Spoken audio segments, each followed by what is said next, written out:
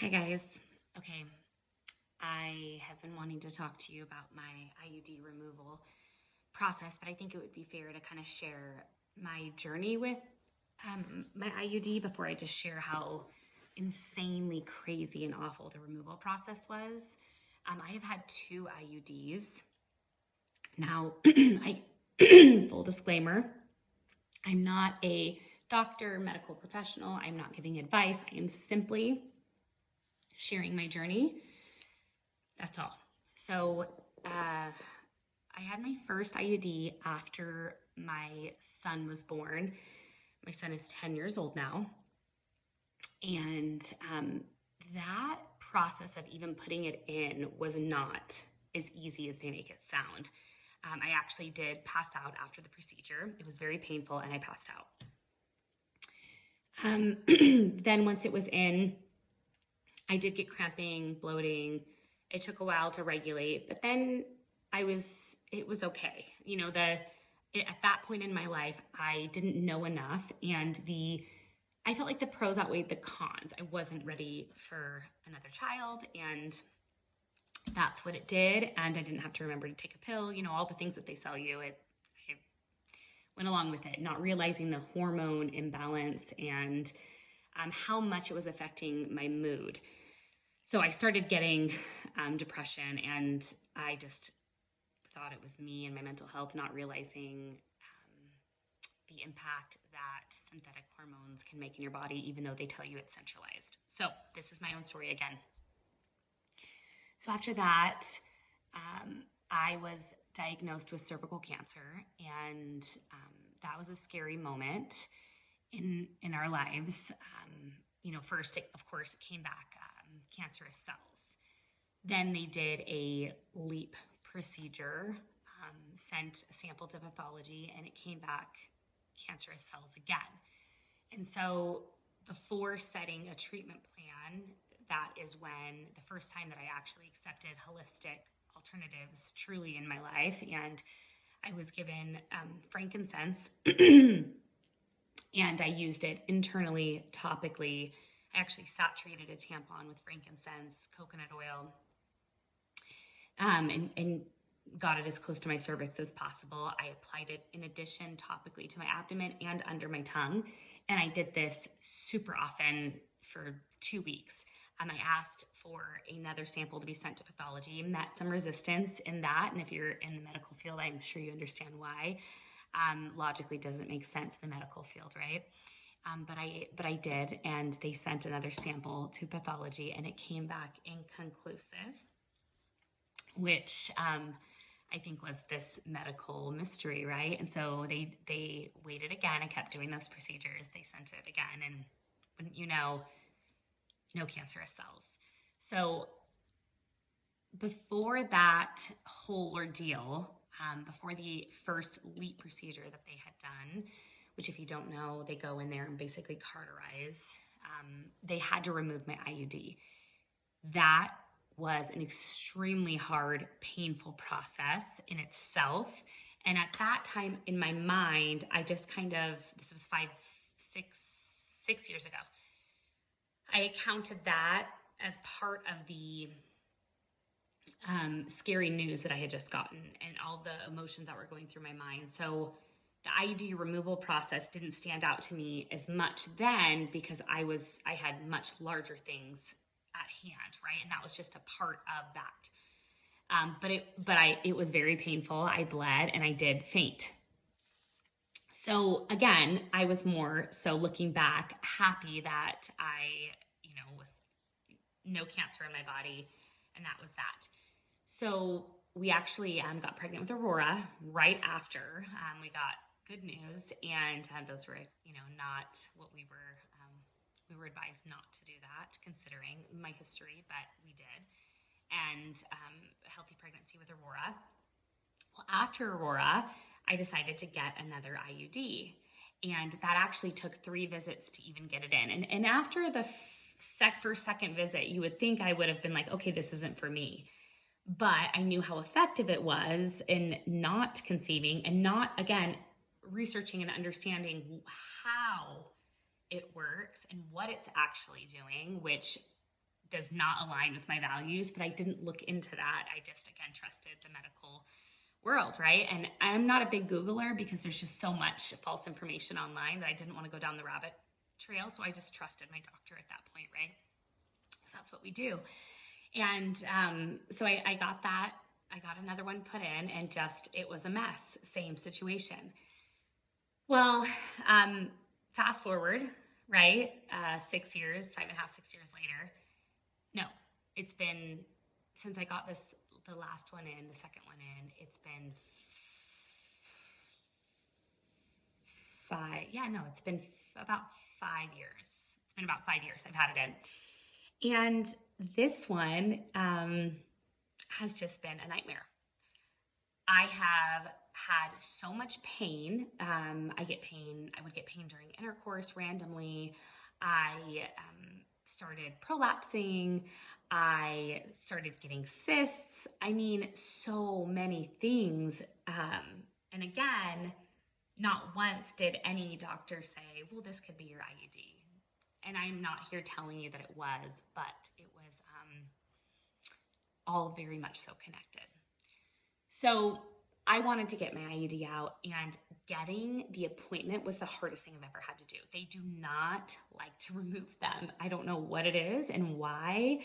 And I've had maybe 50 plus of you that have reached out to me saying that you have gone through the ringer trying to get yours out as well. And it should not be that difficult.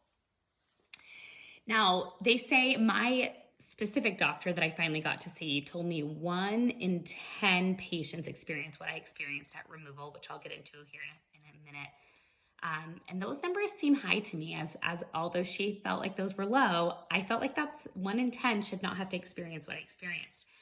So basically, I kept getting referrals, and it just kept not working out. And like, I would show up at the doctor, he couldn't see me. There was an emergency. Things kept happening where I'm like, please get this out of me. So finally I get to the doctor, and I'm like, okay. And I'm telling myself, this is going to be smooth sailing. And I'm like pumping myself up. They're going to go in there. They're going to find it. They're going to pull it out. No big deal. Well, they can't find it. Can't find it. Painful, horrible process of them speculum in that little tool that looks like a mascara wand, and they're scraping. They can't find it. Going in, can't find it. So I need to go get an ultrasound to make sure it's still in there, which, if you guys know, there's a lot of lawsuits with Mirena because it travels up, gets implanted. I mean, it's horribly scary what the Mirena can do, what IUDs can do in general. It's a foreign object in our body, right? So I go get the ultrasound, and I find out that it's actually, it's right where it's supposed to be. So I'm like, oh, great. Praise God, not an issue. Have to get another referral to a specialist because it's deeper, and the first doctor couldn't find it. So I'm at the specialist, and I'm telling myself the same thing. It's going to come out. No big deal. I can't wait to get these hormones out of my body. And I go in, and same thing, speculum, mascara wand, can't find it. Okay. Apparently, they didn't have this tool. It's called a hook, is what they said to me, which is typically what they use to go in there and grab it out. They didn't have that. So at this point, I wish I was a little bit more clear at what tool they were using, but I wanted to share my experience. So they're in there, and she's scraping, and it is so painful. And she knows that, and she's telling me, if you need a break, she was so kind. This specialist was so kind to me. If you need a break, you let me know, because, and I'm over here toughing it out, like, just freaking get it out of me. Like, please get it out of me. And it's awful. The cramps are equivalent to the sound of, like, nails on a chalkboard. You know, that just, like, irritable, like, you just can't handle it, but it's not stopping, but you're just like, awful. So then she can't find it. So then she gets I don't know what this tool is, but she puts something in there where it clamped onto my cervix. And then it sounded similar to a speculum. You know how the speculum goes click, click, click, click, click? It sounded like that. So there's something in there, and she clips it on, and then it's click, click, click, click, click, and it tightens. And now she's searching in there, and that pain, oh my gosh. That's when I was like, whoa, this is like, so then I start feeling blood. And I'm like, is that blood? And she's like, yes, your cervix isn't happy with me. We got to give it a rest. So she gives it a break, then does the same thing again. And we're going through this for about an hour until finally she says, there's another room with an ultrasound. We're going to move you into that room. We're going to ultrasound to see where it is while we're inside to try and find it. So I go into another room and I'm bleeding. I mean, like they say you spot when you get it out. I was like gushing, like it was in pain. I'm like hunched over into this other room, get on the ultrasound bed. So they see it right there. And then, so there's a medical assistant's on the ultrasound, and then I have a doctor who's inside trying to find it. And has the speculum in, and she's doing kind of she had the cotton thing first. She like got in there with the cotton thing, and then she had the mascara wand thing, and she just cannot grab it even with the ultrasound. And so it's this whole ordeal. So then they call another doctor in. So then we have another doctor in. So there's 2 doctors and the MA, and it's just, at this point, I am pouring blood. Like, you would think, I mean, I wish I could pour my coffee out. It was pouring, and the pain. And so now I'm like drenched in sweat, and I'm like seeing stars, and I'm kind of doing this, and they're switching places. Then the other one gets in there, and the other one's ultrasounding, and they're just trying everything they can. And they did say to me, do you want to stop? They did. At that point, they said, do you want to stop? And I looked at them and I said, we didn't come this far to only come this far. I want this out of my body. That experience was so bad. I couldn't imagine going through that again, or potentially having to get surgery to have it removed. So then finally they miraculously found the hook. There was one left that was sterile. So they found this hook.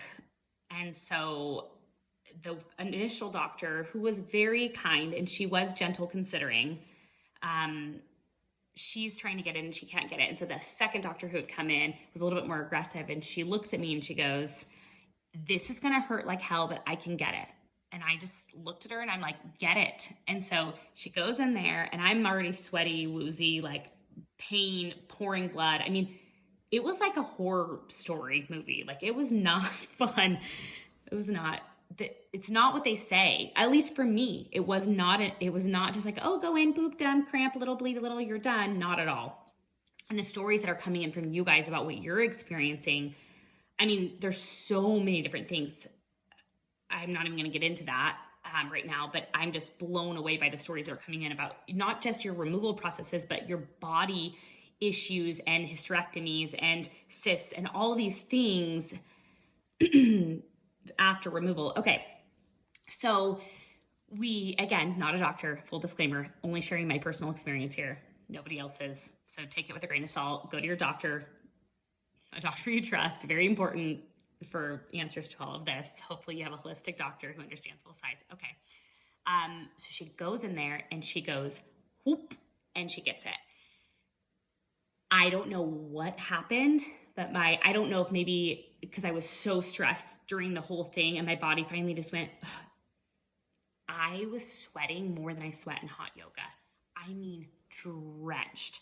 And I had a hat on, so they removed my hat, and that's when I just started seeing stars. And I was already laying, luckily, but it was done. I was done, and I was out, and they got me back quick. I don't know what they put under my nose. It smelled like alcohol, but it was those little things, under my nose. And I'm pouring blood. And so they have like towels, and I'm just holding the towels and the thing you lay on. I had that wrapped in. Everything. There's just like this mass amount of like everything right there that I'm like holding. And then one doctor leaves, and the other doctor, is like, tells MA to get me water and a Reese's Pieces because my blood sugar. I'm not joking. Brought me a Reese's Pieces, which I don't even remember eating, but I did, and water. Our medical system is so jacked. Okay, that's what they did for my blood pressure. And I just laid there, just bleeding in pain, cramping, just woozy, just the whole thing was awful. So then once they thought I was okay, the doctor walked out. They were on lunch break. They said, you can lay here as long as you need. The MA looked at me and she goes, do you want me to get out so you can get changed or dressed, or do you want me to stay? And typically I'd be like, yeah, go. I got this. But I felt myself not okay. And I was sitting up at this point. I was sitting on the bench, and she's asked if, if she wanted to leave, and I knew I wasn't okay. And I said, I think you need to stay. And then all of a sudden, I've never had a faint this slow in my life.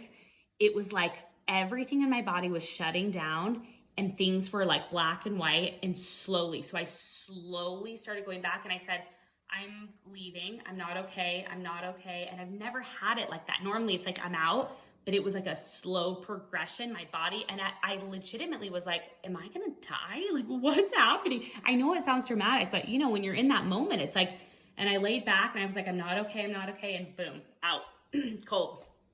So it was a short amount of time. She did the same thing under my nose. She got a rag. She kind of tried to cool me off. And I just ended up laying there for a little bit, and then got able to get up maybe like 15 minutes after, get dressed. But I was in so much pain, and it was just awful. The whole experience was awful.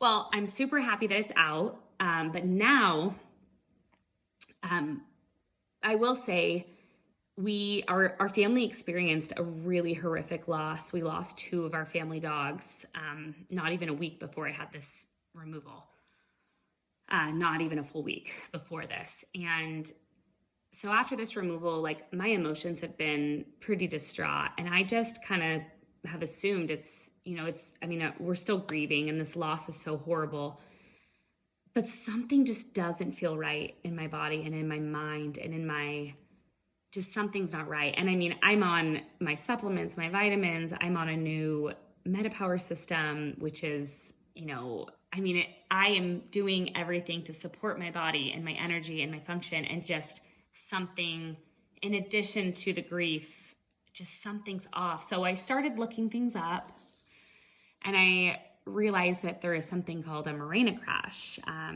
which is, you have to think like this was a flow of synthetic hormones in our body with the Mirena, and it just stopped. So my body is crashing, and the emotional side effects are really intense. And so it can be like weeks, they say, for the body to even realize this, that we need to produce our own progesterone. So I am dealing with that on a really intense level. And so it wasn't just the removal process. That was like so scary and awful, but even just like rebalancing my hormones. I still am so happy that I made this decision, 100% happy that I made this decision, and I will get through this, I'm sure. But the process has been holy moly. And if I could have done this all over again, I would have never chosen to put a Mirena in my body. So that is my story and my journey, and hopefully I can report positive changes soon. But right now we are 1 full week of no Mirena in my body. So it's been 7 days since removal, and the bleeding has stopped, so that's good. It stopped actually after about four days. So I'm happy about that. We'll see if I regulate soon, but that's where we're at. So thanks for listening if you got this far, and I'd love to know if you've had a similar journey, or what your experience is. And if you're considering the Mirena or an IUD, I highly encourage you to again talk to your doctor and ask about the scary side effects, but also pray about it and really make a decision for yourself, because this was a scary experience, and I wish I could say I was the only one who has gone through something like this, but